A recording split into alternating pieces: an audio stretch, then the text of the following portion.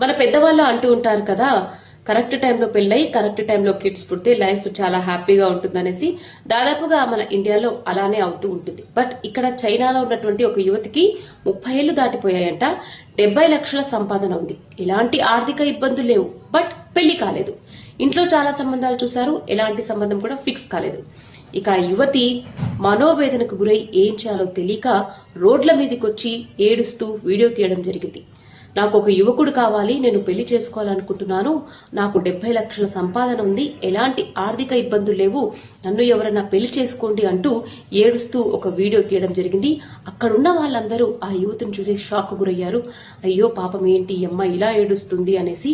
అయితే ఇప్పుడు ఆ వీడియో నెట్టింట్లో తెగ వైరల్ అవుతుంది. చూసారా, కరెక్ట్ టైంకి పెళ్లి చేసుకుంటే లైఫ్ హ్యాపీగా ఉంటుంది, ఆ తర్వాత తోడు లేకుంటే జీవితం ఇలానే ఏడుస్తుండాల్సి వస్తుంది.